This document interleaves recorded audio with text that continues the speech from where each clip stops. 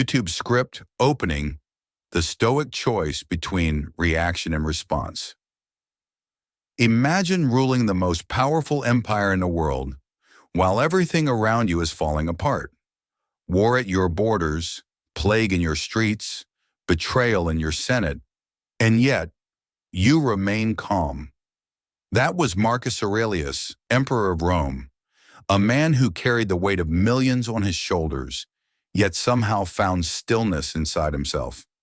He didn't respond with rage, fear, or ego.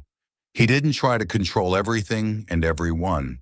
Instead, he chose to control one thing: himself.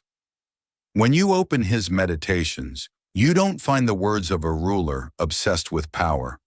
You find the diary of a man fighting for peace, not with swords, but with self-mastery. Marcus understood something that most of us still struggle to learn today.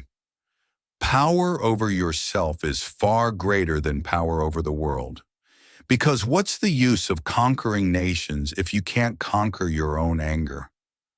What's the use of winning arguments if you lose your inner peace? What's the point of being right if you no longer feel whole? That's the timeless wisdom of Stoicism, and it's more relevant now than ever. The modern storm. We may not wear armor or rule empires, but make no mistake, we're still at war. Our battlefields just look different. Instead of swords and shields, we face toxic relationships, constant pressure, social comparison, and endless noise from screens that never stop glowing. Every day we're bombarded by bad news, negative comments, and subtle judgment. And each time, our nervous system lights up like it's under attack. A text message left on read a colleague's tone that felt disrespectful. A post that makes us feel behind in life. Without realizing it, we start reacting. Fast, emotional, impulsive. We lash out in anger. We spiral into anxiety. We make choices not from reason, but from fear. And in doing so, we lose the very thing Marcus fought to protect: our inner sovereignty. We don't rule empires. Our emotions rule us. The truth is, reacting is easy. It's automatic. It feels good in the moment because it gives us the illusion of control. But that illusion doesn't last long. Soon after, regret creeps in. Guilt follows. The peace we crave slips further away. And that's why Stoicism matters. The Stoic alternative. The Stoics taught that the quality of your life depends on the quality of your responses. You can't always control what happens: the betrayal, the failure, the rejection. But you can control how you interpret it, how you respond to it, and who you become because of it. That is where real freedom begins. To react is to be a slave to emotion. To respond is to be the master of it. Reacting is instinct. Responding is discipline. And that's why Stoicism isn't a philosophy of indifference. It's a philosophy of self-command. It doesn't ask you to feel less. It asks you to be ruled by less. It's not about suppressing emotions, but about using them wisely, letting anger become clarity, pain become depth, and fear become courage. Marcus, Seneca, and Epictetus all face things far worse than most of us will ever know: war, exile, slavery, death. Yet their writings are not filled with bitterness, but with wisdom. They didn't escape suffering, they transformed it. The question that defines everything. If you take nothing else from this video, take this. Every moment in your life comes down to one simple question: will I react or will I respond? When someone insults you, will you react with anger or respond with understanding? When you fail, will you react with despair or respond with determination? When life feels unfair, will you react by blaming or respond by growing? Because here's the truth: reacting gives away your power, responding takes it back. One keeps you trapped in chaos. The other builds calm within chaos. And that calm, that stillness, that's where your real strength lives. The commitment.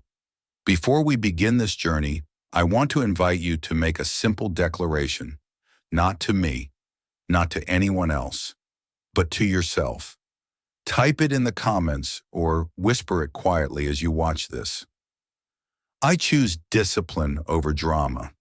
This isn't just a catchy phrase, it's a personal revolution, because every time you choose discipline over drama, you reject the reflex to react. You reject the urge to lash out, to panic, to crumble. You reclaim the space between stimulus and response, and in that space, you find your freedom. That single phrase, I choose discipline over drama, is more than words. It's the foundation of Stoic living. It's how you take back your peace in a world that profits from your chaos. The road ahead. In this video, we'll explore 12 Stoic lessons that have been tested for over 2,000 years. Lessons that can reshape how you think, how you feel, and how you live. These are not theories locked in old books. They are tools, practical, grounded, real. They can help you face betrayal without bitterness, pressure without panic, and success without arrogance.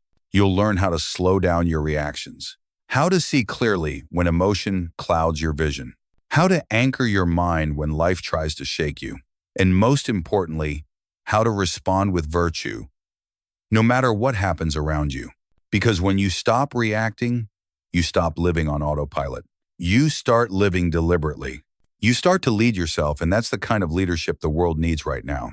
The truth is, the world doesn't need more loud voices. It needs calmer minds. It needs people who think before they speak, who act with purpose instead of pride, and who bring peace where others bring panic. That's what Stoicism trains you to become. A person who leads quietly, who stays composed in chaos, who turns storms into teachers. So take a breath, slow down. The war outside may be loud, but peace inside is possible. Let's walk together through these 12 Stoic lessons and discover how to respond to life instead of reacting to it. Because when you master your response, you master your world. And it all begins with a single decision. I choose discipline over drama. YouTube script. Part 1. The foundation of Stoic thought. React versus respond. 1:7:23 in 23. Let's start with something simple, but life-changing. Every day, from the moment you wake up, you check your phone, one text makes you angry. You open the news, fear takes over. You scroll through social media, envy sneaks in. And in that moment, without realizing it, you've already reacted. That's the difference the Stoics wanted us to understand, the difference between reacting and responding. Reacting is the default. Responding is the discipline. When you react, you're on autopilot. Someone insults you, and anger answers for you. Something goes wrong, and panic rushes in before reason does. It's quick, emotional, and it feels powerful, but it's not power. It's surrender disguised as strength. Reacting requires no awareness, no thought, no control. It's the mind's way of saying, I can't handle this, so I'll explode, escape, or blame. And yet, every time we react, we hand the keys of our peace to someone else. Responding, on the other hand, is different. It's slower, calmer, more deliberate. It's the pause between the spark and the flame, the space where wisdom lives. When you respond, you still feel emotion. You observe it, you study it, and then you choose. That's the heart of Stoic philosophy. Not to be cold, not to be numb, but to remain the master of your emotions, not their slave. Epictetus, the power of choice. Prohirisa. Epictetus, the Stoic who was born a slave, lived through pain and humiliation most of us can't imagine. And yet he said something revolutionary. It's not what happens to you, but how you react to it that matters. He called this ability prohairesis, the power of choice, the freedom of inner judgment. You can't always control what life gives you. You can't stop people from lying, leaving, or letting you down.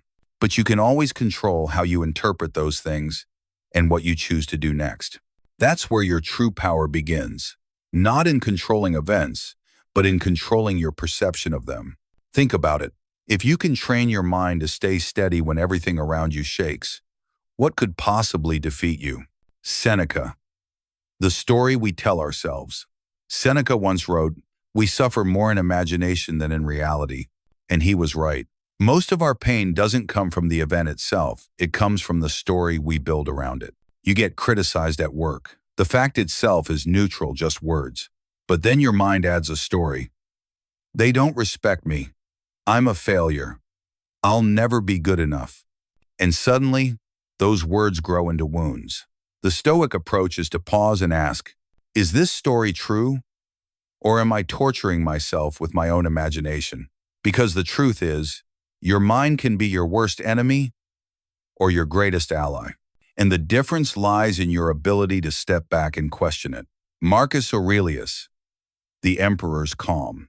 Marcus Aurelius faced every nightmare imaginable: war, betrayal, disease, loss. But every night, he wrote to himself, "You have power over your mind, not outside events. Realize this, and you will find strength." He didn't write that for the history books.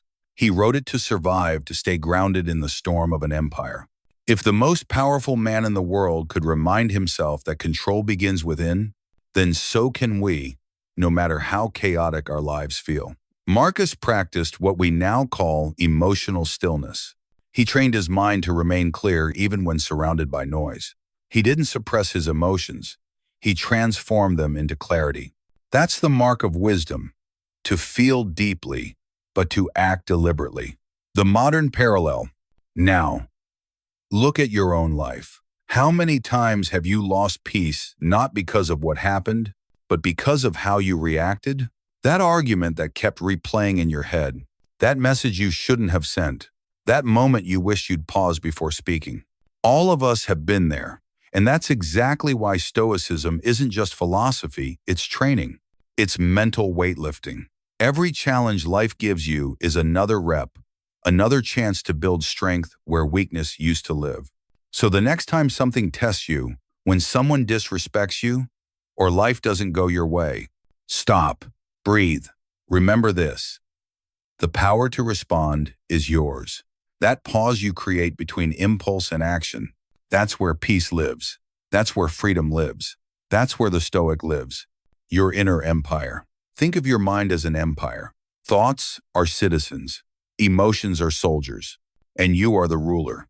If you let the loudest voices and wildest impulses take over, your empire collapses.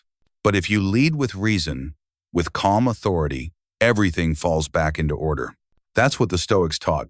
You may not rule nations, but you rule something far more important: yourself. The Stoic goal isn't to erase emotion, but to organize it. Anger can serve justice. Fear can teach caution. Sadness can bring compassion, but only when reason leads. Without reason, emotion is chaos. With reason, emotion becomes power. The takeaway: every reaction is a choice, even the ones that feel automatic. Every moment you pause before responding, you reclaim a little more freedom. The Stoics weren't born calm. They trained for it, and so can you. So the next time life provokes you, don't ask, "Why is this happening to me?"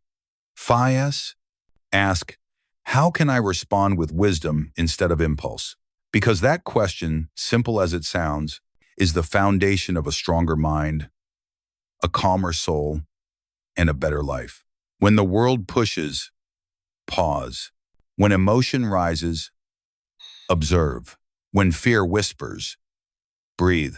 You can't control the storm, but you can always control the sailor at the helm. That's the Stoic difference, and that's where your freedom begins. YouTube script. Lesson Hajjan 2. Detach from outcome, anchor in virtue. Let me ask you something.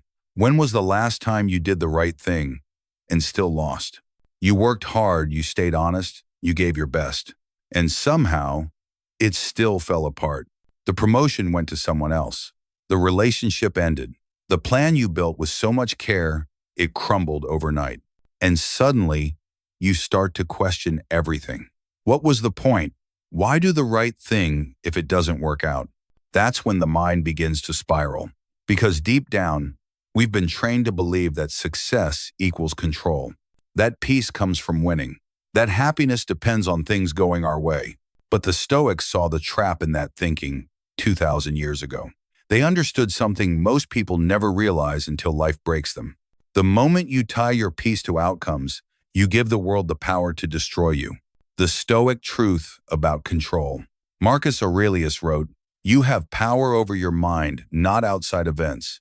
Realize this, and you will find strength." What he meant was simple. You can't control what happens. You can only control how you show up when it does. The Stoics called this living according to virtue, to wisdom, courage, justice, and self-control, the four pillars that define a good life, no matter the results. Because to them, virtue wasn't just moral philosophy. It was the anchor that kept them steady when the storm hit. They didn't measure life by what they achieved, but by how they behaved while trying. The illusion of control. Look at how we live today. We chase outcomes like addicts. Money, validation, attention, success, perfection. We tell ourselves, "I'll be calm once I make more money. I'll be confident once people respect me. I'll be happy once everything goes according to plan." And then life, as it always does, refuses to cooperate. The market crashes. Someone criticizes us. The body gets sick.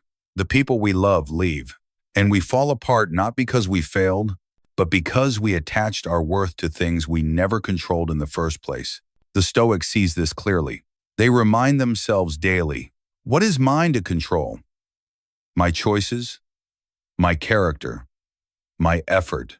What is not mine? Everything else. And by drawing that line, they reclaim the power that most people give away. Virtue is the only reward. Epictetus said, "If you seek tranquility, do less. Or rather, do what's essential and do it with virtue." That means stop chasing applause, stop begging for results, and start asking one question. Did I act with wisdom, courage, justice, and self-control? If the answer is yes, then nothing else matters. Because when you act from virtue, you've already won. Even if you lose money, even if no one sees it, even if the world stays silent. The Stoics understood that virtue itself is the reward. When you do the right thing, not for attention, not for gain, but because it's right, you build a kind of inner peace that cannot be stolen. No one can take your integrity. No one can rob your intention, and no outcome can erase your dignity. That's not weakness, that's invincibility. Why detachment isn't indifference? Now, detachment doesn't mean you stop caring. It doesn't mean you give up on goals or passion or ambition. It means you give your best effort without surrendering your peace to the result. It's the difference between doing for the sake of winning and doing for the sake of virtue. The Stoic doesn't pray for success. He prays for the strength to remain noble, no matter what success or failure brings.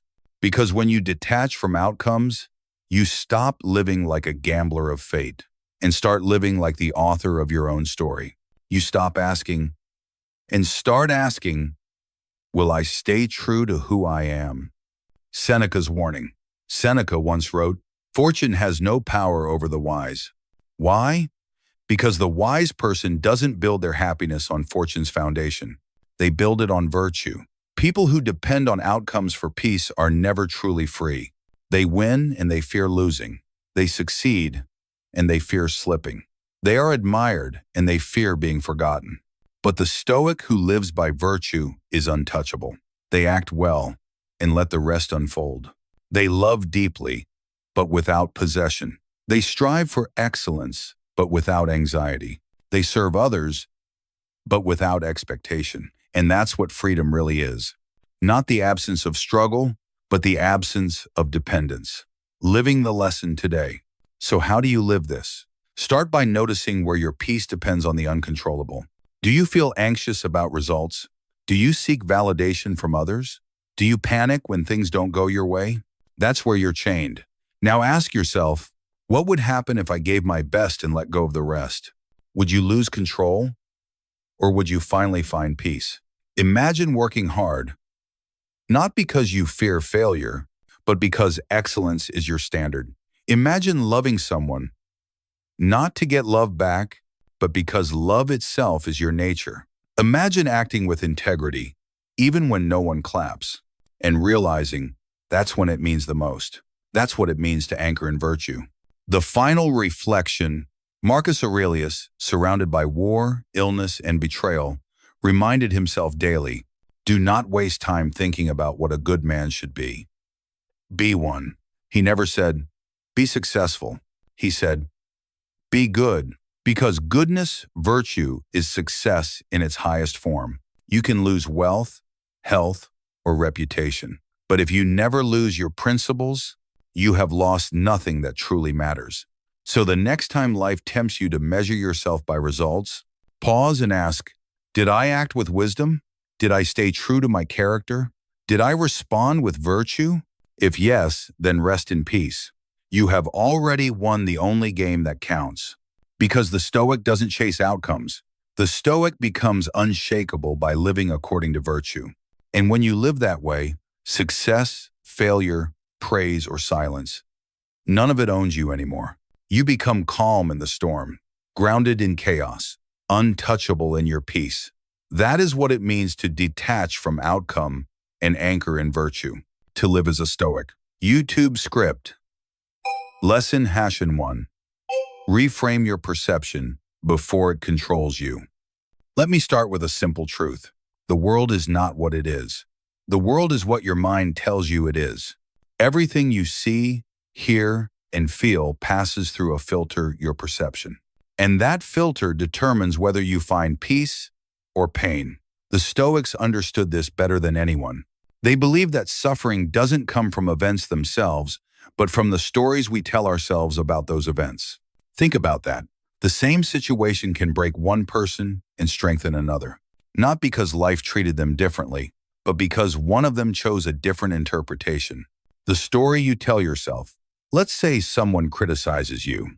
One story might sound like, they don't respect me, I'm not good enough. Another story might sound like, this is feedback, I can learn from it. Their opinion doesn't define my worth. Same event, two completely different worlds. Seneca once wrote, we suffer more in imagination than in reality. He didn't mean imagination like fantasy. He meant the endless mental stories we create, the interpretations that turn inconvenience into tragedy or failure into shame. You lose your job and the mind says, I'm finished. No, every done, 17 was he said meant, you're ignored, and the mind whispers, I'm not worthy. You fail and the mind screams, I'll never succeed. But none of those statements are facts. They're narratives. And the danger of a narrative is that if you repeat it long enough, it becomes your reality. The Stoic practice. Pause and question the story. Epictetus taught his students one of the most powerful questions a person can ask. What is happening here and what am I telling myself about it? It sounds simple, but that question can save your peace. When something upsets you, pause for a moment and separate two things. The event itself, what actually happened. The interpretation, the story you built around it. For example, event. Someone didn't reply to your message. Story. They're ignoring me because they don't care. The event is neutral. The story, that's where all the pain comes from. Because the mind loves to fill in the gaps with drama, assumptions, and fear. But Stoic wisdom asks you to step back and see reality, as it is not as emotion paints it. Marcus Aurelius, The Mind as a Lens. Marcus Aurelius wrote, if you are distressed by anything external, the pain is not due to the thing itself, but to your estimate of it, and this you have the power to revoke at any moment. In other words, your perception is the lens through which you see the world. If the lens is dirty, everything looks distorted. Someone insults you? It's not the insult that hurts, it's your decision to take it personally. Someone betrays you? It's not the act that breaks you, it's the story that says, I'll never trust again. These hunting might are well things. Clean the lens. Challenge the story. Ask yourself, is this true? Is this useful? Is this virtuous? If it's not, drop it. Because your mind can create prisons, or it can create peace. A modern example. Imagine this. You're driving and someone cuts you off. Instantly you react, what a jerk. People are so disrespectful. You feel your blood pressure rise. You grip the wheel tighter. Now you're angry for the next 10 minutes over a stranger you'll never see again. But what if you reframe it? Maybe they're rushing to the hospital. Maybe they're having the worst day of their life. Or maybe it doesn't matter at all. The moment you choose a different frame, your peace returns. Not because the event changed, but because you did. That's what Stoicism teaches. You can't control the world, but you can always control your interpretation of it. How perception becomes power. Reframing isn't denial. It's not pretending everything is fine. It's seeing reality through the lens of reason, not emotion. When something painful happens, the untrained mind says, the Stoic mind says, this is the beginning of my training. When someone disrespects you, the untrained mind says, they've hurt me. The Stoic mind says, they've revealed themselves and given me a chance to practice patience. When life feels unfair, the untrained mind asks, why me? The Stoic mind asks, what is this trying to teach me?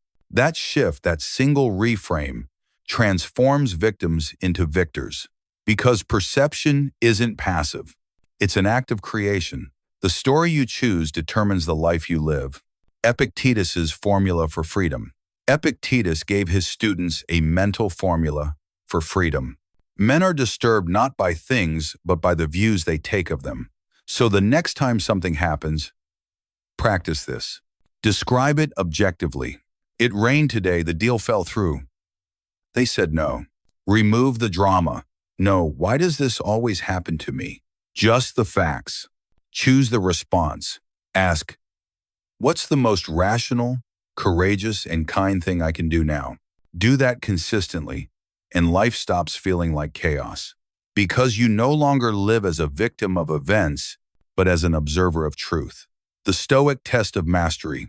If you can stay calm when someone tries to provoke you, if you can stay kind when someone disrespects you, if you can see opportunity in failure and strength in pain, then you are practicing the art of reframing. You're no longer reacting to the story the mind creates. You're writing a new one on your own terms. That's mastery. The Stoics didn't aim to eliminate emotion. They aimed to guide it. They knew emotions aren't enemies, they're messengers. But only reason can translate what they truly mean. The closing reflection. So let me ask you, what story are you telling yourself right now? About your past, your failures, your worth? Are those stories helping you become wiser, stronger, kinder? Or are they keeping you small, angry, afraid? Because you can change the story at any time. You can reframe how you see yourself, your pain, your world. You can stop saying, life is happening to me, and start saying, life is happening for me. Aster died. That's what the Stoics practiced every single day, to see clearly, to judge fairly, to live wisely. The world may never stop testing you, but when you master perception, you stop being controlled by it.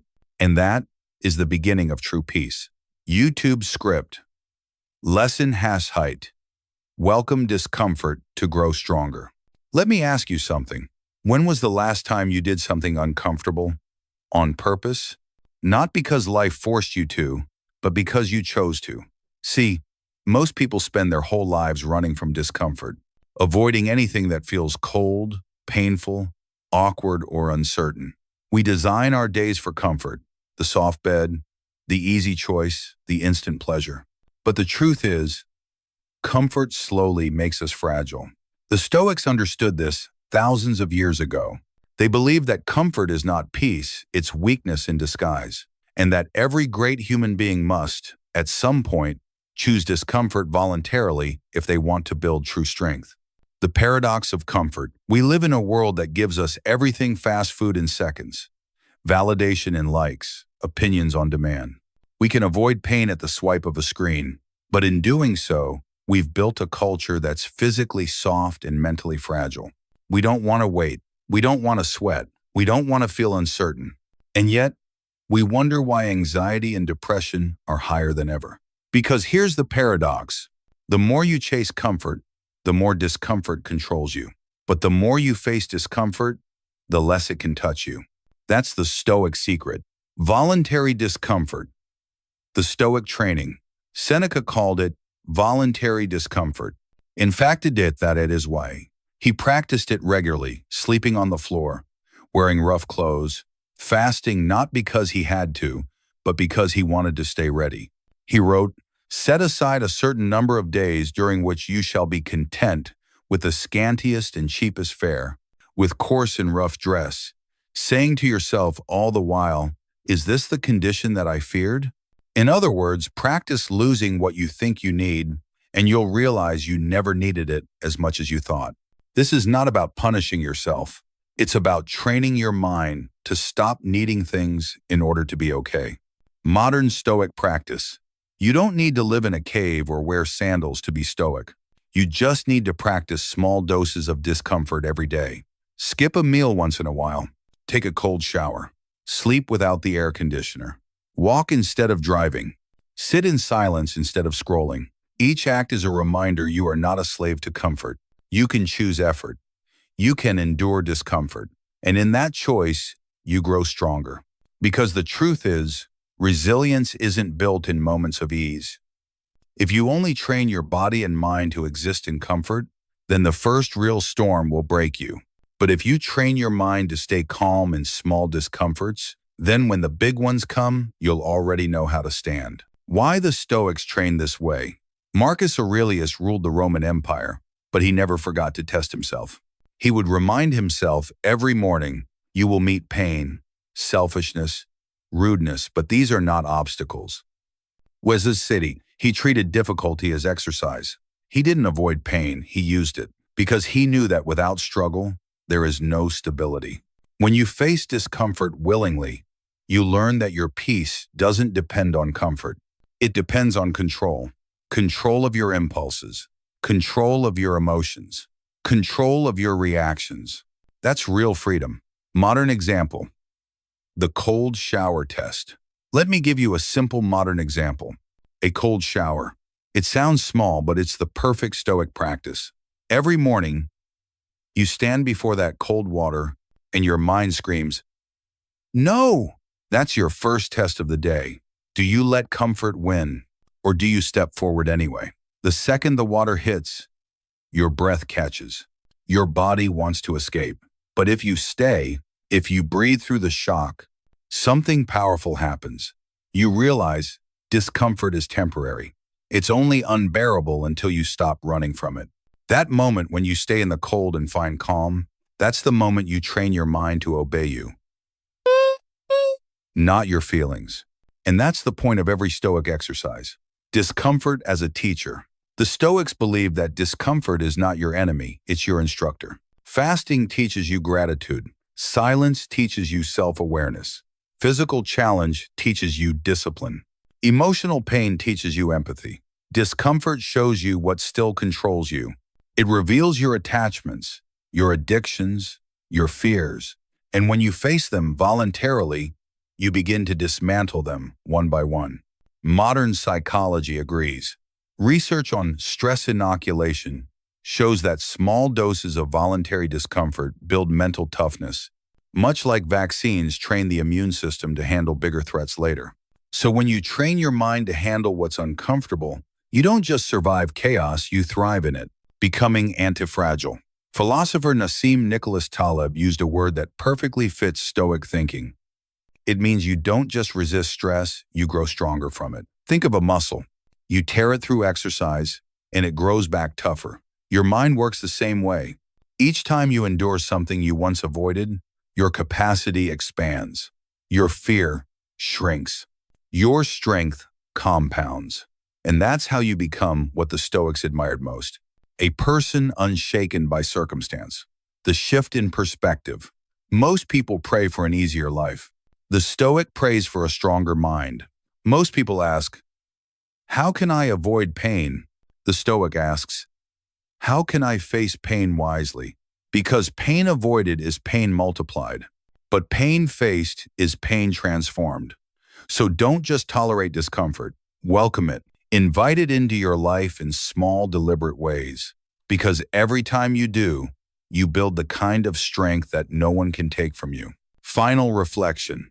Seneca wrote, a gem cannot be polished without friction, nor a man perfected without trials. So if life feels uncomfortable right now, maybe it's not a punishment, maybe it's polishing you. You're not falling apart, you're being forged. Discomfort is the price of growth and the proof that you're still alive. So, the next time you feel the pull toward the easy path, pause. Take the harder one. Do the thing that scares you just a little. Say no to the urge for ease. Because every time you choose the harder thing, you remind yourself, I am stronger than I feel, and that's how you rise. Calm, disciplined, and unbreakable. That's how you become truly stoic. YouTube script, lesson #9. Let words pass. Silence is strength. There's a kind of power in this world that makes no noise.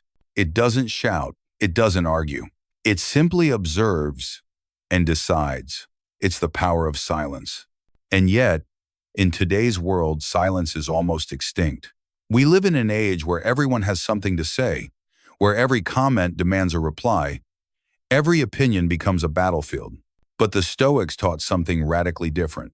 Not every attack deserves a response. Not every insult needs defense. Because every time you react instantly, you surrender your peace. But every time you choose silence, you reclaim your power. The wisdom in restraint. Think about it. How many times have you said something in anger and later wished you hadn't? That text you sent in the heat of emotion. That comment you made just to prove a point. That argument you couldn't walk away from. You felt powerful for a moment. That's the illusion of reaction. It feels like strength, but it's really just the ego demanding to be seen. Seneca warned about this long ago. He said, most of our regrets come not from what we endured, but from what we said in reaction. Because words are like arrows once released, you can't take them back. The Stoic doesn't use words to win arguments. They use silence to win themselves. Marcus Aurelius's rule for dignity. Marcus Aurelius wrote, the best revenge is not to be like your enemy. It Belden, simple, profound. Because when you react with anger to anger, you become a reflection of the very thing you despise.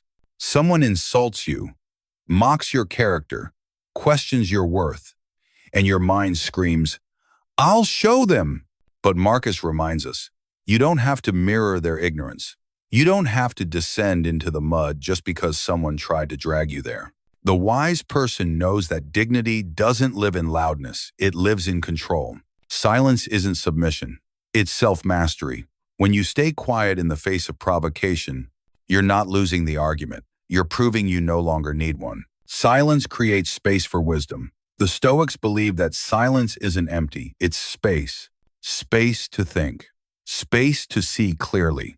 Space to let wisdom speak before emotion does. When you respond immediately, emotion is in control. But when you pause, even for a few seconds, reason has time to enter. Imagine someone says something offensive to you. Your body tenses, your heart rate rises, you feel that heat rushing to your face, the primitive urge to strike back. But then you pause and you ask yourself, is this worthy of my energy? Will my response make this better or worse? Can I walk away and still keep my dignity? In that pause, your mind shifts from reaction to reflection. And that's the moment you win. Why silence confuses the loud. Silence disarms people. It confuses the manipulative. It irritates those who thrive on chaos. Because when you refuse to engage, you take away their power to control your emotions. They expect a fight. They feed on your reaction. But when you stay calm, when you look at them with quiet composure, they realize they can't touch you. The world doesn't know how to handle someone who doesn't take the bait. And that's what the Stoic trains for. not to be emotionless, but to be unprovoked. A modern example, the online storm. Let's bring it closer to our time. Think about social media. Someone posts a hateful comment on your page. Your instinct says, I need to defend myself. And you start typing a reply, something sharp, something clever. But stop for a second. Who are you really defending? Your truth or your ego? The truth doesn't need defending. It simply is. But your ego always wants applause, validation, revenge. The Stoic would see that comment, smile, and scroll on. Because arguing with ignorance is like shouting into the wind, it never listens. Silence in that moment is not weakness. It's strategy, the science of silence. Even modern psychology agrees, silence is strength. When you hold your tongue, you activate the part of the brain responsible for impulse control, the same muscle that builds discipline, patience, and focus. Every time you pause, instead of reacting, you're literally training your mind to stay calm under stress. You're rewiring your emotional habits. And over time, that calm becomes your default state. You stop being thrown around by every insult or opinion. You become the stillness in the storm. The Stoic practice, the pause. Epictetus used to tell his students, if someone provokes you, remember your mind is complicit in the provocation. The astic causa, he meant that no one can truly offend you without your permission. Their words have no power unless you grant it. So the next time someone challenges you, try this simple practice. Pause before you speak. Let 3 breaths pass. In that gap, your reason returns. Observe your emotion. Notice the anger rising, but don't feed it. Choose silence when silence protects your peace. Walk away if you must, because not every battle deserves a warrior. That's not avoidance. That's control, the hidden power of silence. Silence is not the absence of communication. It's the highest form of it. It tells the world, I know who I am. I don't need to prove it. It gives you time to understand rather than react. It gives others the chance to reveal who they are, and it keeps your energy sacred. Marcus Aurelius once wrote, when you are insulted, ask yourself, is this true? If it is, learn from it. That's the essence of Stoic silence. You either learn or you let go. Final reflection. So the next time someone provokes you in person, online, or in life, remember, not every attack deserves a reaction. Because when you respond to noise, you become part of it. But when you stay silent, you rise above it. The world is full of voices trying to prove something. Let yours be the one that doesn't need to. In silence, you protect your dignity. In silence, you guard your peace. In silence, you prove to yourself that your emotions work for you, not the other way around. So choose your silence wisely, because silence, when used with wisdom, is not emptiness. It's power. YouTube script. Lesson has height. Prepare the mind daily. Adversity is a certainty. Let's be honest, most people wake up hoping the day will go smoothly. They hope traffic won't be bad. They hope people will be kind. They hope nothing goes wrong. But the Stoics didn't live like that. They didn't hope for a perfect day, they prepared for an imperfect one. They knew something most of us forget. Adversity is not an interruption of life. It is life. The Stoic ritual of preparation. Seneca had a practice called premeditatio malorum, the premeditation of evils. Every morning he would imagine the things that could go wrong that day. Failure, betrayal, illness, loss. Not to become paranoid, but to become prepared. He said, the man who has anticipated the coming of troubles takes away their power when they arrive. In other words, when you expect difficulty, it no longer surprises you. And when it doesn't surprise you, it can't control you. That's Stoic training, to rehearse adversity in the mind before it appears in reality. Marcus Aurelius's morning reminder. Marcus Aurelius, Emperor of Rome, wrote in his journal every morning, today I shall meet people who are meddling, ungrateful, arrogant, deceitful, envious, and unsocial. Not exactly a motivational quote, right? But that's the point. He wasn't being cynical. He was being ready. By expecting the flaws of others, he protected his peace. He knew that disappointment comes not from people's behavior, but from expecting them to be different. So when he encountered selfishness or rudeness, he didn't lose his composure. He had already seen it in his mind. Why this practice works. Modern psychology now calls this cognitive reframing. It's a way to train your brain to handle stress before it happens. When you visualize challenges not with fear, but with calm acceptance, your mind stops overreacting. You've already rehearsed your response. It's the same reason firefighters drill before the fire. Soldiers train before battle. Athletes visualize before the game. Because once chaos begins, it's too late to start thinking clearly. Preparation creates control. From reacting to responding. Most people go through life reacting to problems, to people, to pain. They wake up untrained, unready.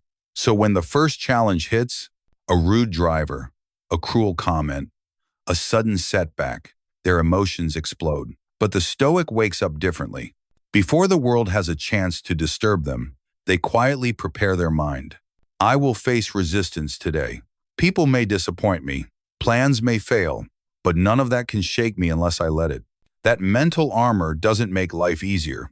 It makes you stronger. Facing the inevitable. Life will not go according to plan. You will be criticized. You will lose things. You will be misunderstood.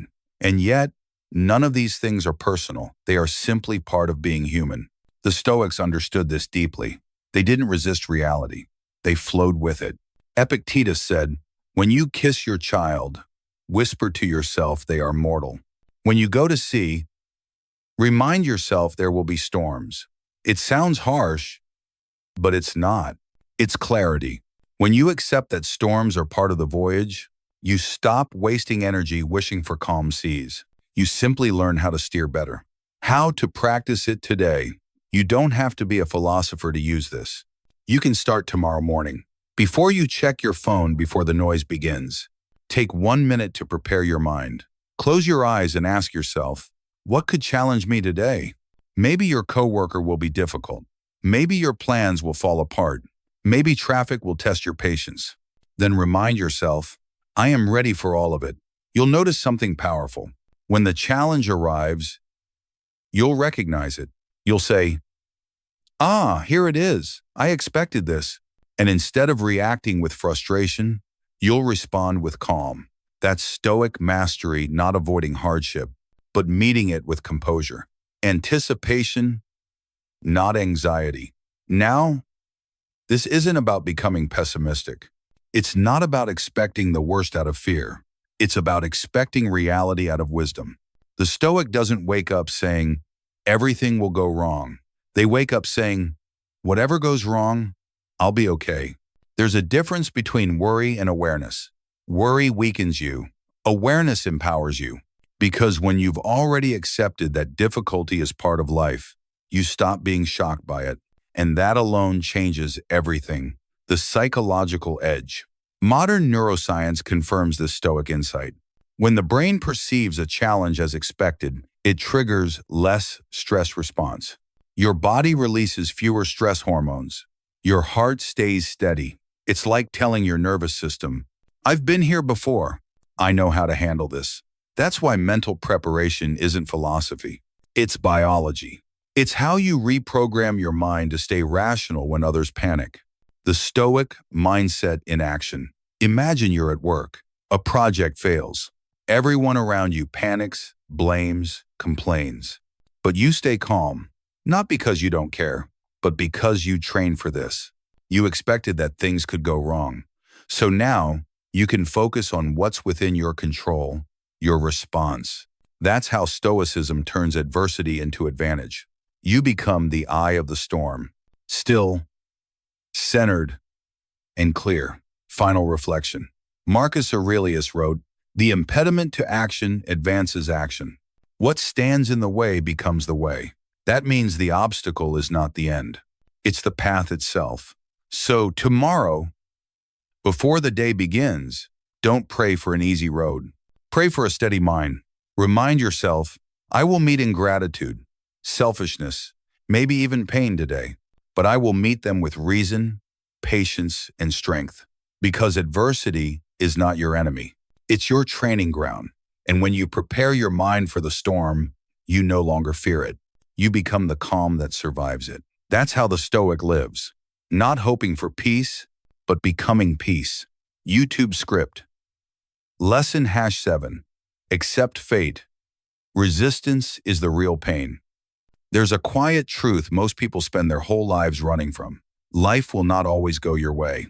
You will lose things you thought were forever. You will face moments that break your plans, your confidence, even your heart. And yet, the Stoics believe that none of this is the real source of pain. The true suffering doesn't come from what happens. It comes from our resistance to what happens. Amor fati, love of fate. The Stoics had a phrase for this, amor fati, which means love of fate. Not tolerate it, not survive it, but love it. It sounds impossible at first, doesn't it? How can you love pain or loss or failure? But to the Stoics, amor fati wasn't about romanticizing suffering. It was about accepting life completely without fighting against reality. Because when you stop arguing with the present moment, you finally free your mind to act wisely within it. Resistance is the real suffering. Think about this for a second. When something painful happens, maybe you lose a job, a relationship, or an opportunity. What actually hurts the most? It's not just the event itself. It's the story that follows. This shouldn't have happened. I don't deserve this. My life is ruined. That inner resistance, that refusal to accept what is, that's where the suffering multiplies.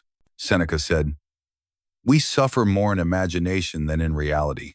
He was right. The pain is real, yes, but it's our attachment to how things should have been that chains us. Marcus Aurelius and the art of turning obstacles into strength. Marcus Aurelius, who ruled the Roman Empire through war, betrayal, and plague, faced more chaos than most of us ever will.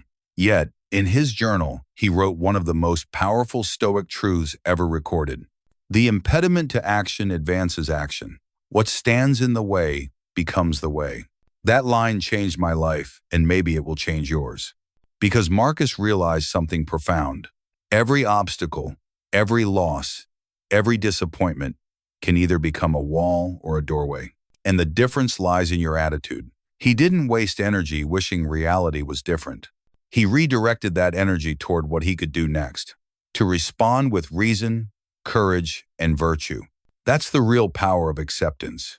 It transforms resistance into resilience. Acceptance is not surrender. Now, let's make one thing clear. Acceptance is not weakness. It's not giving up. It's not saying, whatever happens, I don't care. Acceptance is the opposite of apathy. It's active, conscious, disciplined. It's saying, I may not control the storm, but I can control the sail. You stop wasting energy fighting what's already true, and instead use that energy to act with wisdom. That's not surrender, that's strategy. A modern example, the traffic lesson. Let's bring this into modern life. Imagine you're stuck in traffic. You're late for an important meeting. Every light turns red. Every lane you choose slows down. You feel frustration boiling inside. You grip the steering wheel tighter. You curse under your breath.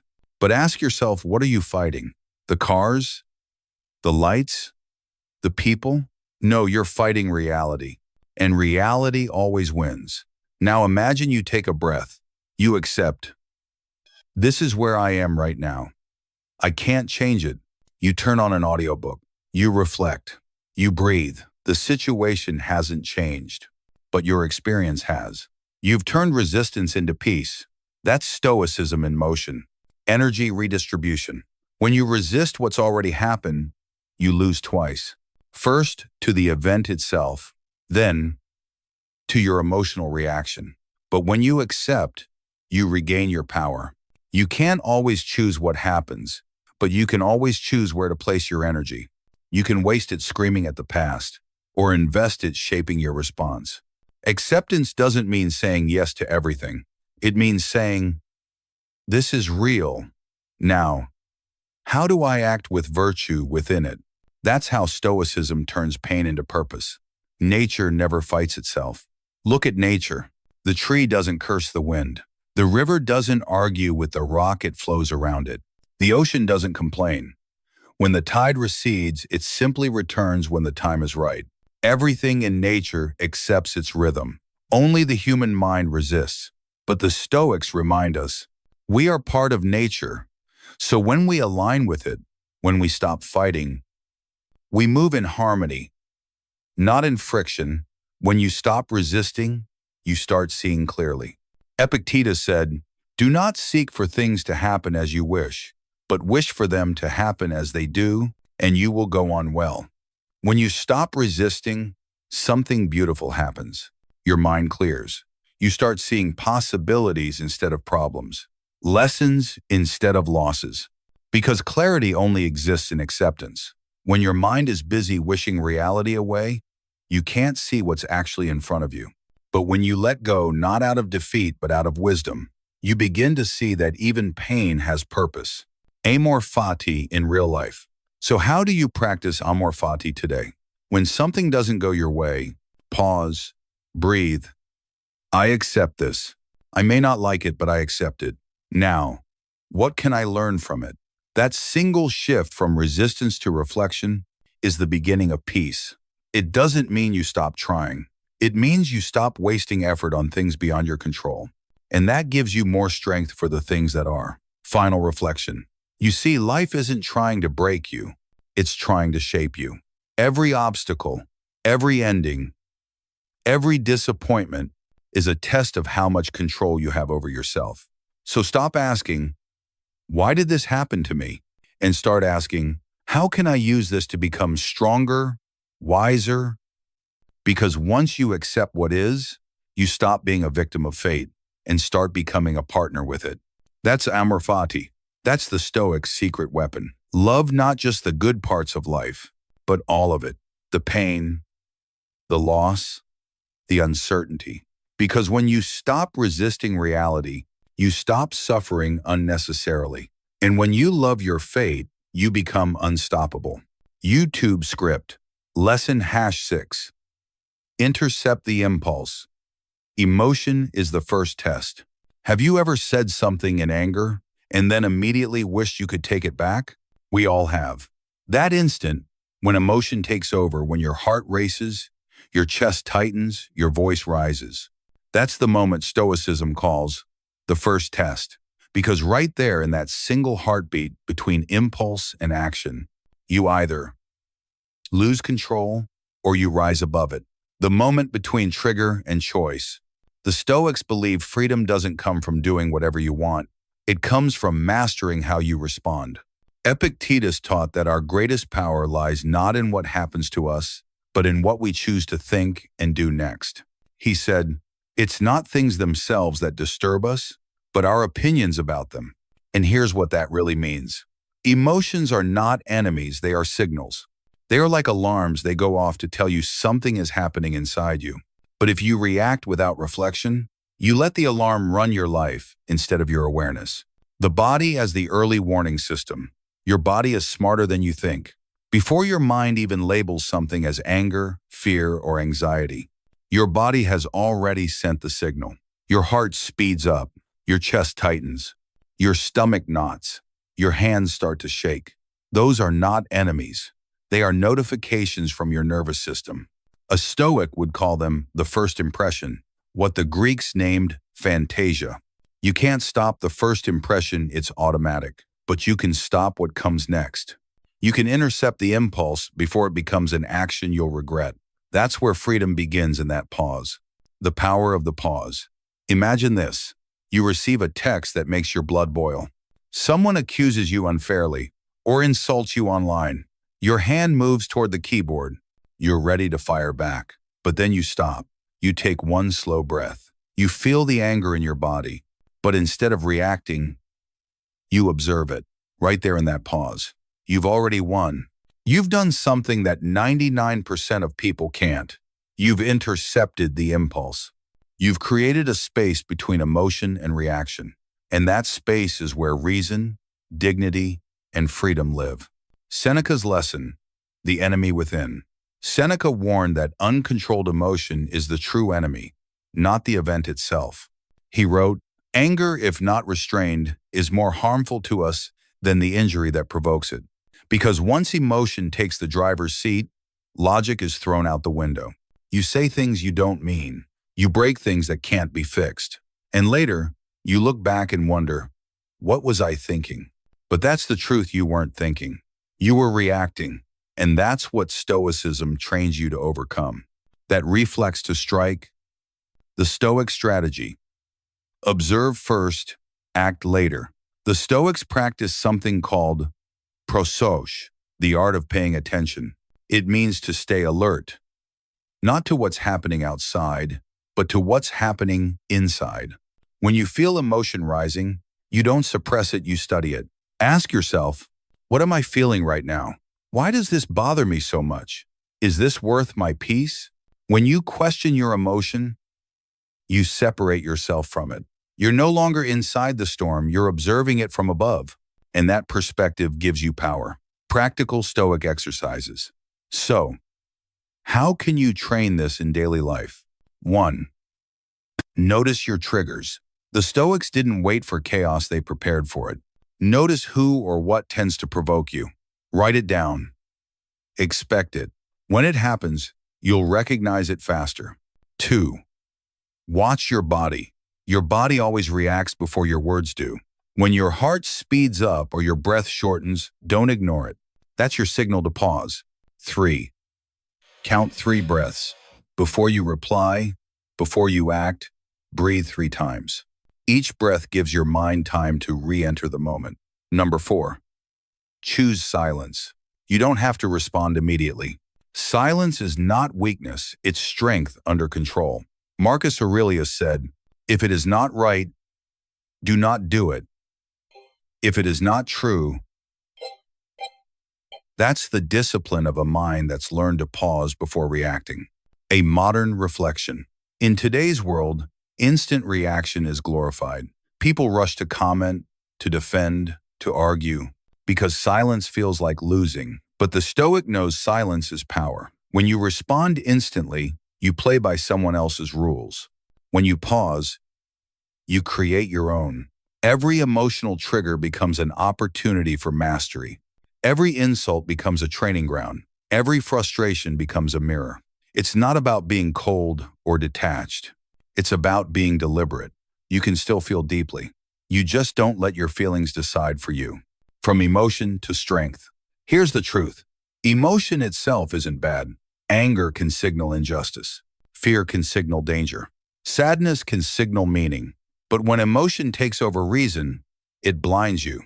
The Stoic doesn't destroy emotion. They educate it. They use emotion as a messenger, not a master. And that difference changes everything. You can't stop emotions from appearing, but you can stop them from steering. That's what Stoicism is. A practice of self-command. The final reflection. So the next time you feel that heat rising, the next time your pulse quickens or your chest tightens, remember, this is not punishment. It's practice. Life is testing your ability to stay centered. You don't need to suppress the feeling. You just need to step back and see it. Let reason catch up to emotion. Let wisdom take the first word. Because that single pause, that moment of awareness, is what separates the ordinary from the masterful. As Marcus Aurelius said, you have power over your mind, not outside events. Realize this, and you will find strength. So breathe, observe, and remember, the moment emotion flares, that's not the problem. That's the test. And if you can stay calm in that fire, you've already passed it. YouTube script. Lesson #5. Live by principles, not by moods. There's something we all struggle with. We know what's right, but we don't always feel like doing it. We know we should stay calm, but sometimes anger feels more satisfying. We know we should forgive, but resentment feels easier.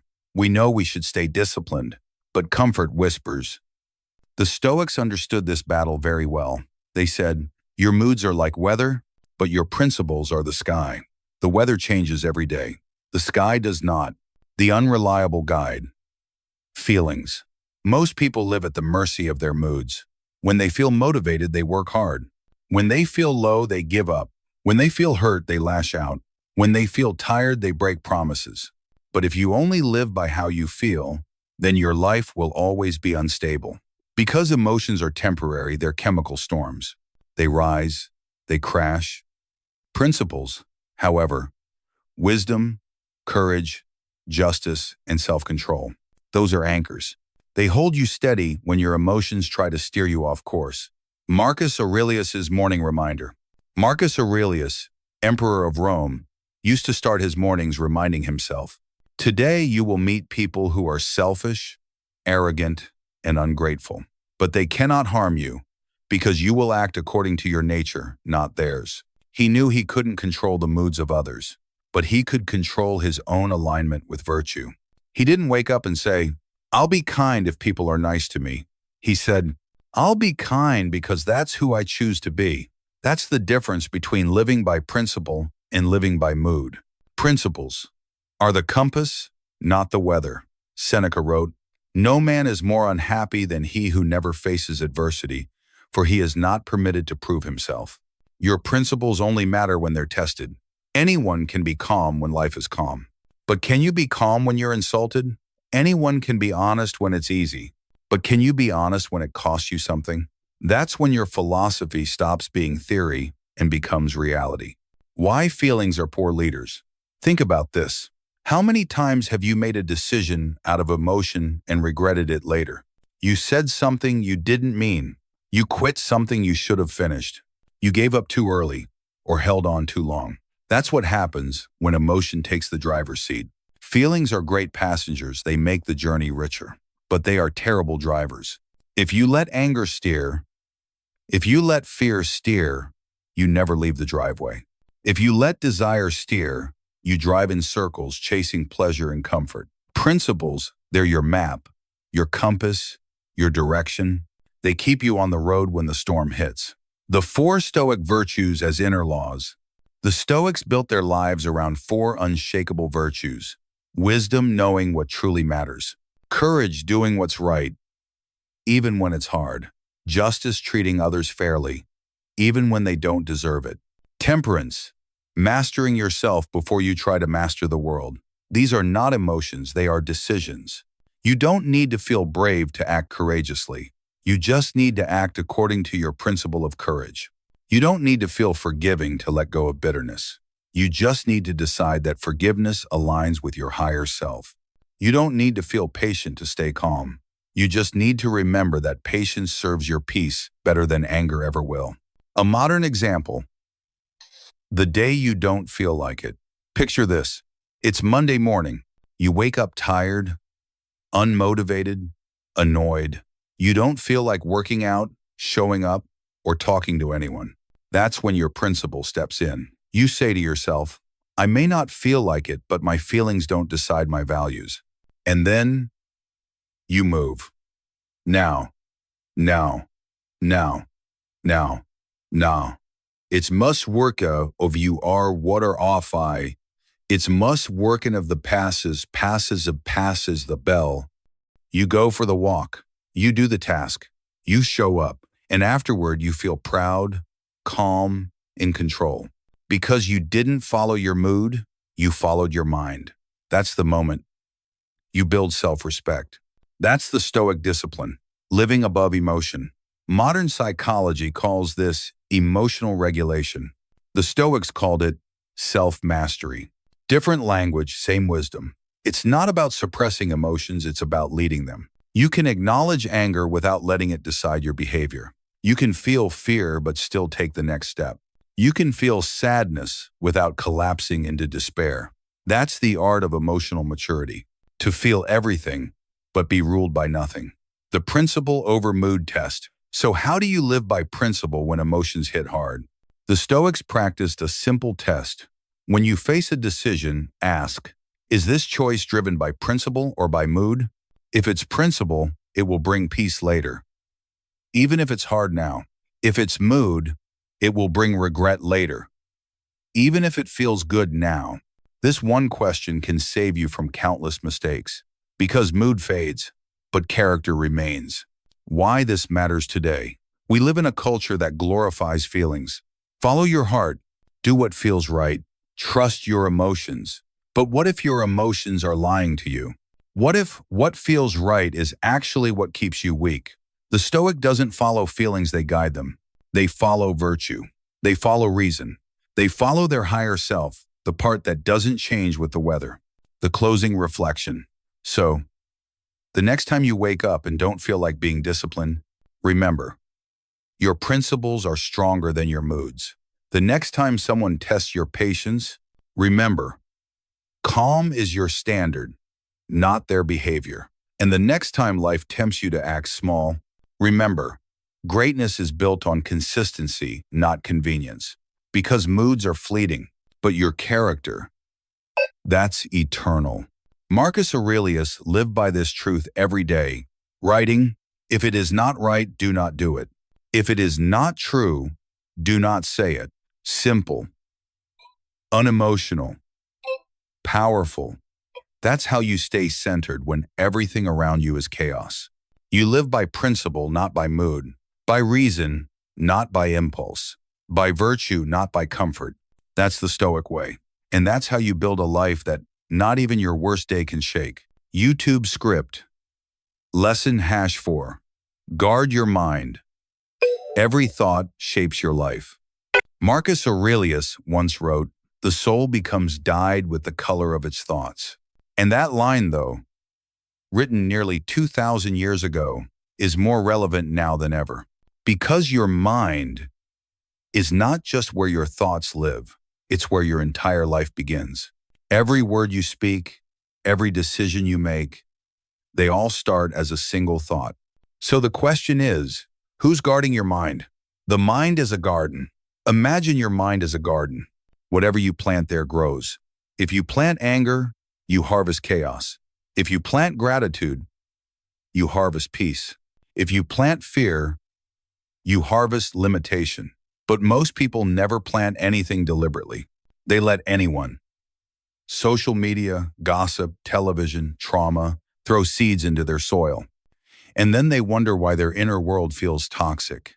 The Stoics warned against this long ago. They said the greatest danger is not from what happens around us, but from what happens within us. Because no one can corrupt your mind without your permission. The gatekeeper of thought. Marcus Aurelius trained himself to become a gatekeeper of his own mind. He didn't let every thought enter unchallenged. He paused, observed, and asked, where did this thought come from? Is it driven by ego, fear, or virtue? That question alone is a weapon, because it turns awareness into armor. Most of our thoughts are not conscious. They are habits, echoes of our past experiences, our wounds, our conditioning. Someone ignores your message, and immediately a thought appears. They don't respect me. But if you pause, if you guard that thought, you might notice it came from an old wound, not from reality. You regain control the moment you question it. The source of thoughts. Every thought has a source. Some come from love, discipline, and clarity. Others come from pride, insecurity, and fear. Seneca once said, "You must live your life as if you are always under inspection." He didn't mean by others, but by your own higher self. When a thought appears, ask, does this thought serve my peace or my poison? Does it make me stronger or smaller? Does it serve virtue, wisdom, courage, justice, temperance, or does it feed the ego? This single moment of self-observation is the difference between a mind that rules itself and a mind that ruins itself. You are what you think, literally. Modern neuroscience now confirms what the Stoics taught. Every thought you repeat strengthens a neural pathway. That means the more you dwell on fear, the easier fear becomes. The more you dwell on gratitude, the more naturally peace flows. You are, quite literally, building your brain with your thoughts. So when Marcus said the soul becomes dyed with the color of its thoughts, he wasn't being poetic. He was describing what modern science now proves. Your outer world always mirrors your inner one. You can't think hateful thoughts and live a loving life. You can't think weak thoughts and build strength. You can't think chaotic thoughts and find calm. The quality of your mind is the quality of your life. The practice of mental discipline. So how do we actually guard our minds in a world full of noise? The Stoics gave us 3 practices. 1. Awareness.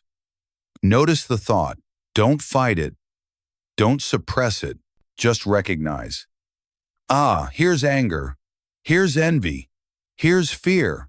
By noticing. 2. Discernment. Question the thought. Ask, is this true? If it doesn't serve wisdom, courage, justice, or self-control, let it go. 3. Replacement. Choose a better one. Your mind can't hold 2 thoughts at once. Replace resentment with gratitude. Replace worry with action. Replace judgment with understanding. That's how you become the master of your inner world. Modern Stoic habits. The daily mental workout. Marcus and Seneca both kept journals, not to record their achievements, but to observe their thoughts. Every morning, they prepared the mind. Every evening, they reviewed it. You can do the same.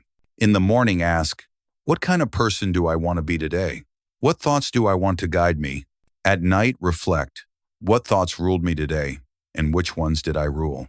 This simple discipline transforms mental chaos into clarity. It turns reaction into reflection. Because journaling is not writing, it's awareness in motion. Choose your mental diet. Another Stoic insight. You are not just what you eat, you are what you consume mentally. Every scroll, every conversation, every headline is feeding your mind. So ask yourself, what am I allowing in? Do I spend hours absorbing negativity or minutes absorbing wisdom? Do I let social media shape my emotions, or do I shape my own philosophy? Marcus found strength not from entertainment, but from silence, reflection. He built an inner fortress. You can too by choosing better inputs. Because whatever enters your mind today will shape your emotions tomorrow. The art of letting thoughts pass. You don't have to believe every thought that appears. You can simply watch it and let it pass. Imagine standing on a bridge, watching clouds move across the sky. Each cloud is a thought. You don't chase it. You don't fight it. You just observe. The angry thought passes.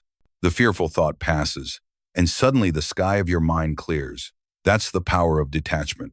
You stop being inside the storm and start watching it from above. That's how the Stoic stays calm.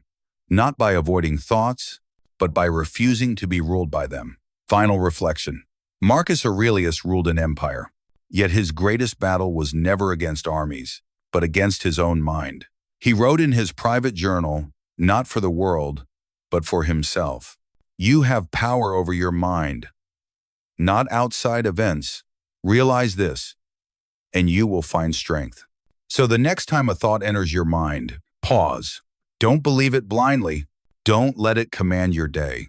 Ask, does this thought serve my peace, my virtue, my purpose? If not, let it go. Because your thoughts are not harmless visitors. They are architects of your reality.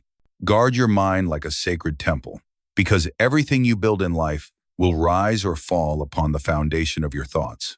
And when you master that inner space, the world outside can no longer shake you. That's the Stoic way. To live with awareness, to think with intention, and to protect the most valuable fortress you will ever own. Your mind. YouTube script, lesson #3. Choose voluntary hardship. Discipline begins before the crisis. Most people wait until life breaks them to start getting strong. They wait for the heartbreak to learn self-respect. They wait for the failure to learn humility. They wait for the crisis to build discipline. But the Stoics warned, if you only start training after the storm hits, you're already too late. True strength begins before the chaos. Discipline isn't born in crisis, it's forged in preparation. The Stoic way, train before you bleed. Epictetus once said, we must undergo a hard winter training and not rush into things for which we haven't prepared. He was a slave who became a philosopher, a man who lost everything and still found freedom within. His secret? He practiced hardship before life forced it upon him. Because he understood, pain is inevitable, but panic is optional. And panic only comes when you're unprepared. The power of voluntary discomfort. The Stoics called it voluntary hardship. It means choosing small, intentional discomforts every day, so that when real hardship comes, you're already strong enough to stand. Seneca practiced this. He would fast for days, sleep on the floor, and wear rough clothing, even though he was one of the richest men in Rome. Why? To remind himself that comfort is not necessity, that luxury is fragile, that peace comes from self-command, not circumstance. He wrote, "Set aside a certain number of days to practice poverty. Ask yourself, is this the condition I feared?" Because once you've faced discomfort on your own terms, the world has fewer weapons left to use against you. Modern hardship, what it looks like today. This face, gry, and house of P, you don't have to live like a monk to be stoic. You just have to choose your daily disciplines wisely. Wake up early, even when you don't want to. Read something that challenges you instead of scrolling endlessly. Listen when you'd rather argue. Hold your tongue when you're angry. Do one difficult thing every day, but because you choose to. That's voluntary hardship. That's how you build mental armor before you need it. The truth is, your future self is depending on the discipline you build today. When the storm hits, it will be too late to wish you had prepared. Why comfort is dangerous. We live in an age where comfort is everywhere. Climate control, fast food, instant entertainment. Everything is designed to keep us from feeling the slightest bit of discomfort, and yet we've never been more anxious, fragile, or easily offended. Why? Because comfort has become our weakness. It's softened our will and stolen our resilience. The Stoics would say, comfort is a slow poison. Every time you avoid discomfort, you train your mind to fear it. And when fear grows, freedom shrinks. Discipline, before crisis. When Marcus Aurelius led Rome through war and plague, he didn't crumble under pressure. He stayed calm, rational, and compassionate. Why? Because he had trained for it. Every morning, he rehearsed challenges in his journal, reminding himself that loss, pain, and betrayal were inevitable. He didn't pray for easier days. He prepared for stronger ones. So when hardship came, he didn't say, "Why me?" He said, "This is the moment I've been training for."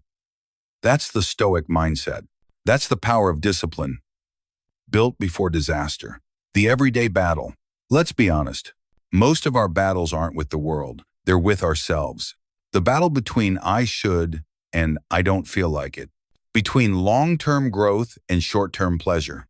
When you choose voluntary hardship, you're not punishing yourself. You're training your willpower. Each small act of discipline, getting out of bed when it's cold, finishing what you start, speaking kindly when you're angry, is like doing a push-up for the soul.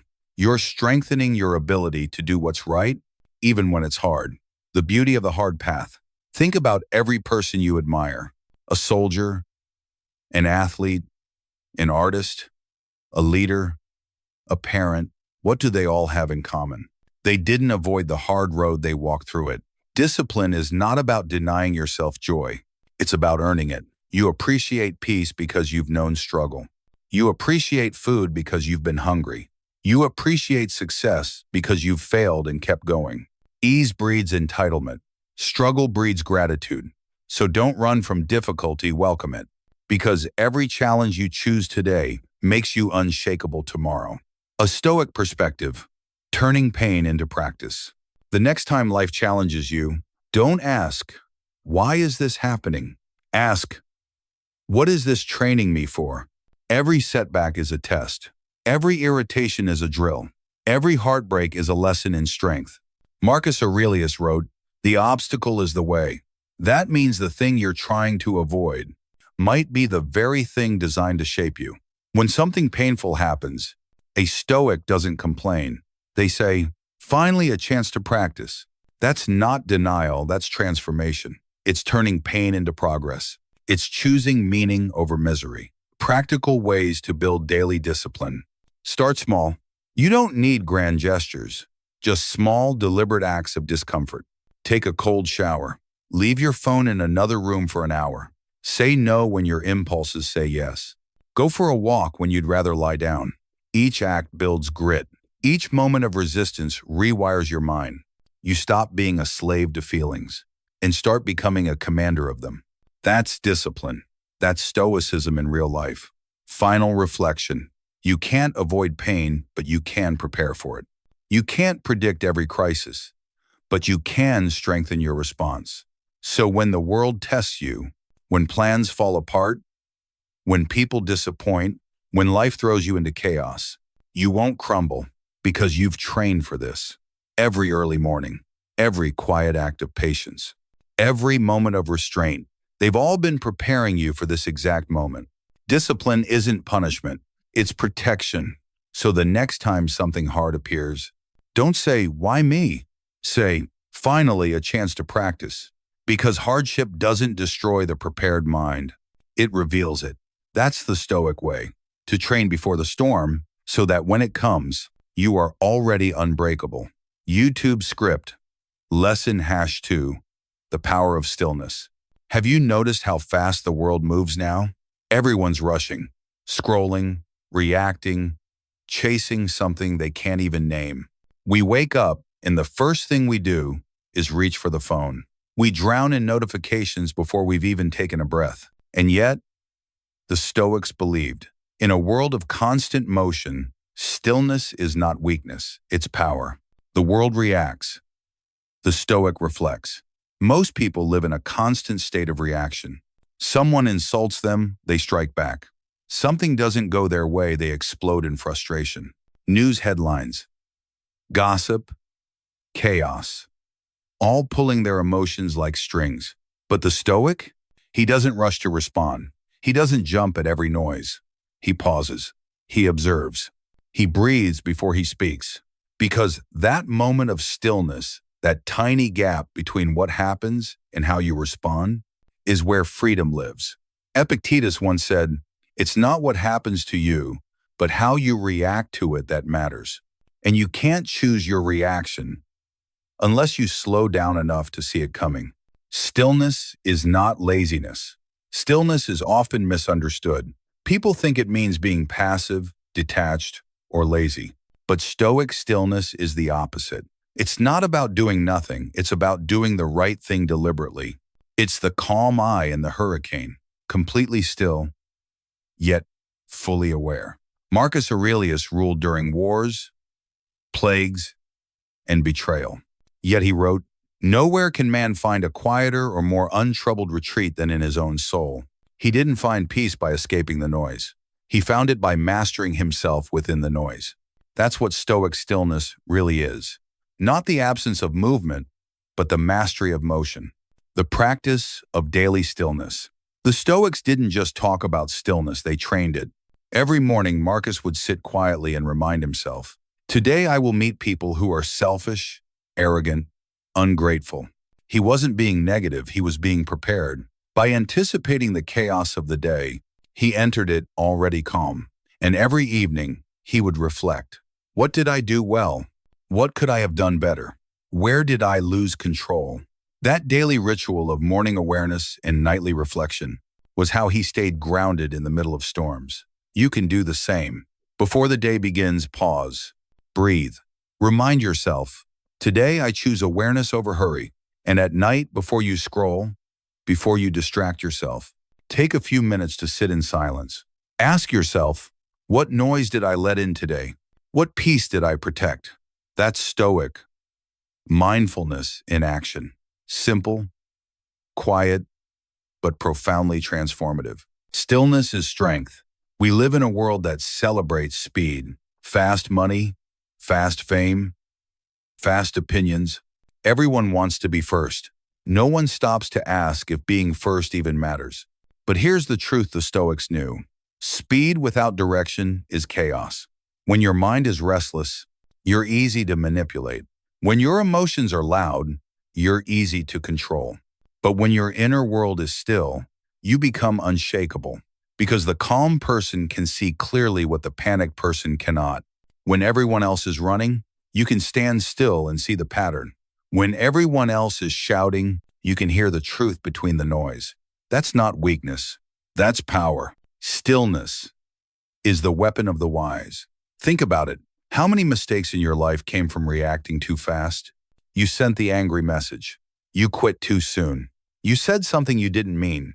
Now ask, how many times did patience save you? When you stayed silent instead of arguing.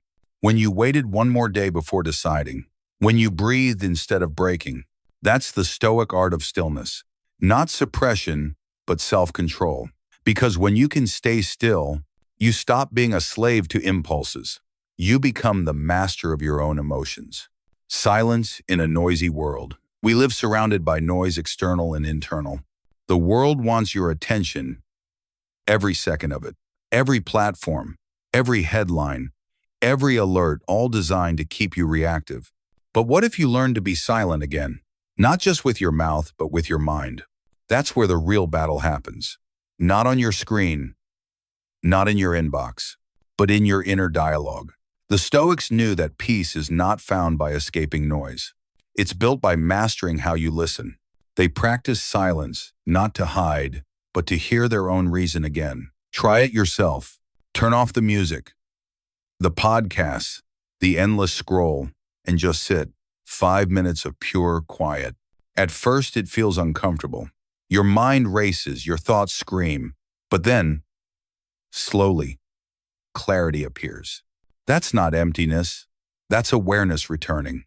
The inner fortress. The Stoics saw stillness as the foundation of virtue. You can't be wise if you're reactive. You can't be just if you're impatient. You can't be courageous if you're ruled by fear. Stillness is what gives all other virtues their strength. It's the pause before action, the breath before speaking, the moment of clarity before choice. And once you've built that, no chaos can destroy you. Because true power doesn't come from controlling the world. It comes from controlling yourself within it. Final reflection. The world will keep spinning faster. The noise won't stop. The chaos won't calm down for you. But you can calm down within it. You can become the still point, the person who doesn't need to rush, react, or rage. Because when you are still, you are aware. When you are aware, you are free. So tomorrow morning, before the noise begins, sit for 1 minute in silence. Just breathe. Let your thoughts settle like dust. And remind yourself, the storm around me is not the storm within me. The Stoics knew that whoever can stay calm in chaos has already won the greatest battle, the battle against themselves. Stillness isn't escape, it's mastery. And in a world that's constantly moving, stillness is the ultimate act of strength. YouTube script. Lesson has shown. The art of endurance. Life doesn't always reward patience, but it will always test it. You can do everything right. Work hard, act with integrity, stay kind, and still lose. You can give your best and still fall short. You can speak truth and still be misunderstood. And that's where most people break, because they mistake difficulty for defeat. But the Stoics, they saw it differently. They believed that every hardship is not a punishment, but a proving ground. Seneca once wrote, "Fire tests gold, adversity tests the brave." That's the art of endurance, not surviving pain, but being strengthened by it. Life will test you. If you live long enough, life will test everything about you. It will test your patience with people who disappoint you.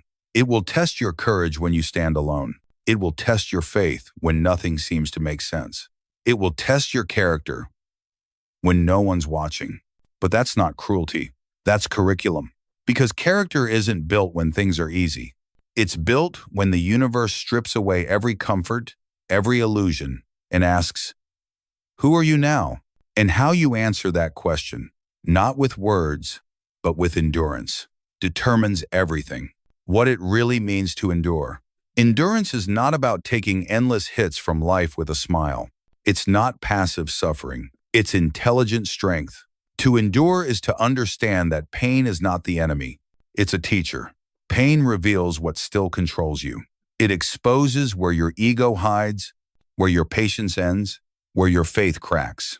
And once you see that clearly, you have a choice to remain the same or to evolve. The Stoics didn't run from discomfort. They welcomed it, not because they loved pain, but because they loved progress. They knew that the mind, like the body, only grows stronger under resistance. You can be right and still be rejected. Sometimes doing the right thing won't bring the result you hope for. You'll be honest and lose friends. You'll be loyal and still get betrayed. You'll work hard and still be overlooked. It's painful. It's unfair. But the Stoic would remind you, the outcome is never yours to control, only the integrity of your actions. Marcus Aurelius wrote, "Just that you do the right thing. The rest doesn't matter." That's endurance, to keep acting with virtue, even when virtue isn't rewarded. To stay consistent even when the world is inconsistent. Because strength of character means this: your values don't change when your circumstances do. The Stoic path, excellence over ease. The Stoics didn't seek comfort, they sought excellence. They didn't ask, "How can I make life easier?" They asked, "How can I become stronger?" They knew the goal wasn't to escape pain, but to outgrow it.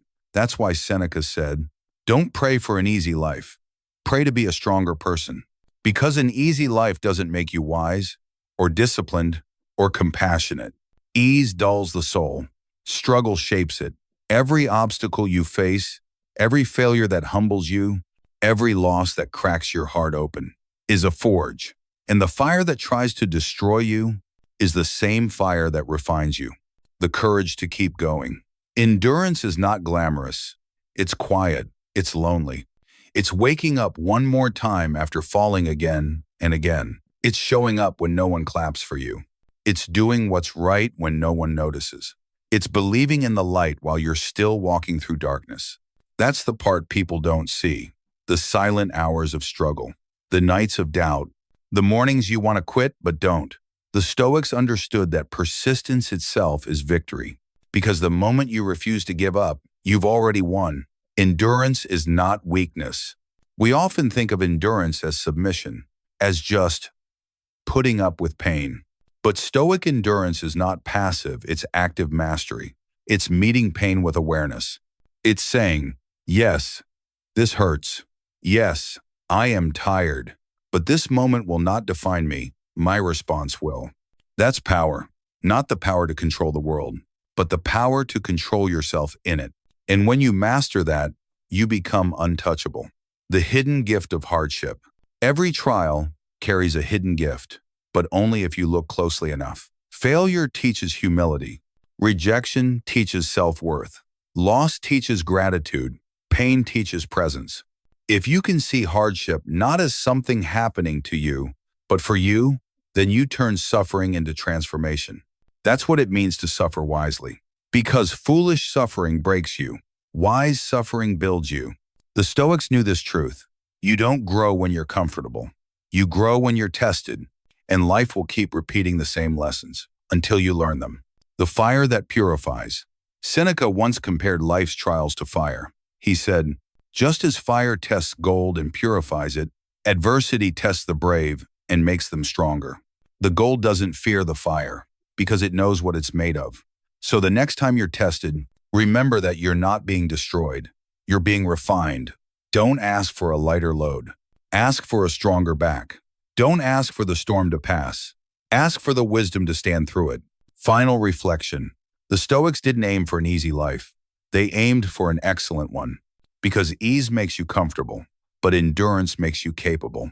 So when life gets heavy, when people fail you, when plans collapse, don't shrink. This is not the end. This is the forge. And in that fire, you are not burning. You are becoming. Because the Stoic knows, you can't control the weight you carry, but you can always choose how strong you become beneath it. YouTube script. The conclusion. The reminder, the path, and the practice. The ancient Stoics didn't just write about wisdom, they lived it. Marcus Aurelius wrote his Meditations, not as a book for others, but as reminders to himself, scribbled thoughts in the middle of war, disease, and betrayal. Seneca didn't teach calm from a palace. He practiced it while facing exile and death. Epictetus wasn't born free. He was a slave who discovered freedom within his own mind. These men didn't philosophize for comfort. They trained their souls in the fire of life. Because philosophy, for them, was not theory. It was survival. You don't need to be perfect. You need to be present. Maybe you've listened to all these Stoic lessons on stillness, endurance, discipline, and you're thinking, I keep falling. Good. That means you're human. And Stoicism was made for humans, not gods. The goal isn't perfection. It's progress. Every time you stumble, every time you react instead of respond, every time you forget your calm, you get another chance to practice. Epictetus said, if you want to improve, be content to be thought foolish and stupid, because self-mastery begins the moment you stop pretending and start practicing. So the next time you fall short, don't say, I failed. Say, I noticed and I'm training. The Stoic commitment. The Stoic life is not a single decision. It's a daily one. Every morning, you get to choose. Will I be ruled by emotion or guided by reason? Will I chase comfort or cultivate discipline? Will I react or respond? The world will test you again and again, but in that test lies your training. So let this be your mantra. I choose discipline over drama. Say it when your temper rises. Say it when you want to complain. Say it when you feel misunderstood. Each repetition is a reminder that you are not a slave to your impulses. You are the sculptor of your character when the storm comes. Because make no mistake, the storm will come. You will be insulted. You will lose things you love. You will face uncertainty, rejection, and fear. That's not bad luck. That's life's curriculum. The Stoics didn't pray for calm seas. They trained to sail through the waves. So when your inner storm begins, when anger, fear, or grief rise up, pause. Remember what you've learned. Come back to your center and choose your response. Don't fight the storm, navigate it. That's what makes you unbreakable. The Stoic conversion formula. The Stoics had a kind of mental alchemy, the ability to turn every hardship into virtue. When you are insulted, remember your dignity. When you face loss, call upon your courage. When you feel pain, practice presence. When you encounter fear, return to your principles. When life tempts you with comfort, strengthen your discipline. That's the Stoic formula. Transform emotion into excellence. Because the world doesn't decide who you become. Your response does. Every trial gives you a choice. Collapse into chaos or turn it into character. And that's what Stoicism really is. The art of inner transmutation. When you remember virtue, you remember freedom. Marcus Aurelius once said, virtue is the only good. Everything else, wealth, fame, comfort, approval, is temporary. But virtue, your integrity, your courage, your self-command, is eternal. When you live by virtue, no one can truly harm you. They can take your reputation, but not your character. They can silence your voice, but not your reason. They can hurt your body, but never your will. Virtue is the one thing the world cannot break, because it lives where the world cannot reach. A modern Stoic path. So what does this look like for you today, right now? It's not about living like an emperor or philosopher. It's about mastering the space between what happens and how you respond. When someone disrespects you, don't let anger define you. When the day doesn't go as planned, don't let frustration derail you. When fear whispers that you're not enough, don't listen. Return to your center, that quiet, steady place inside you. The Stoics called it the ruling reason. It's the part of you that remains calm while the world spins wildly around you. That's your fortress. That's your freedom. And the more you practice returning to it, the less the world can shake you. Your daily practice. Tomorrow morning, before you pick up your phone, take a breath. Say quietly, I will meet challenges today. I will stay calm. I will respond with virtue. And at night, before sleep, look back and ask, where did I stay strong? Where did I fall short? And how will I do better tomorrow? That's it. That's Stoicism in practice. Awareness, reflection, improvement. Small, simple, daily acts. But done with intention, they forge an unshakable soul. The final reminder, the Stoics never claimed to be perfect. They claimed to be practicing. And so are you. Because life isn't asking you to never fall. It's asking you to never stop rising. So the next time chaos calls your name, pause, breathe, remember who you are. Then say, I choose discipline over drama. When you feel lost, return to your center. When you feel tested, remember your training. When you feel weak, remember your virtue. Because in the end, it's not about controlling life. It's about mastering yourself within it. And once you do that, no storm can break you. No loss can define you. No fear can hold you. Because you've learned the final truth of the Stoics. Virtue is the only good. Live by that. And the world may bend you, but it will never break you. So, after everything we've explored, the lessons, the trials, the storms, remember this: life will never get easier, but you can always grow stronger. Every day, you are given two choices: to react or to respond, to complain or to rise, to escape or to endure. The Stoics didn't promise a painless life. They promised a meaningful one. Marcus Aurelius faced betrayal and found wisdom. Epictetus lived in chains and found freedom. Seneca faced death and found peace. And now, it's your turn. When the world tests you, stay still. When people misunderstand you, stay kind. When everything falls apart, stay grounded. Because every act of self-control, every moment of silence, every time you choose discipline over drama, you are walking the Stoic path. Not perfectly, but consciously, and that's what makes you powerful. Gyung dun tum swang, mangam huang, loi tam biet.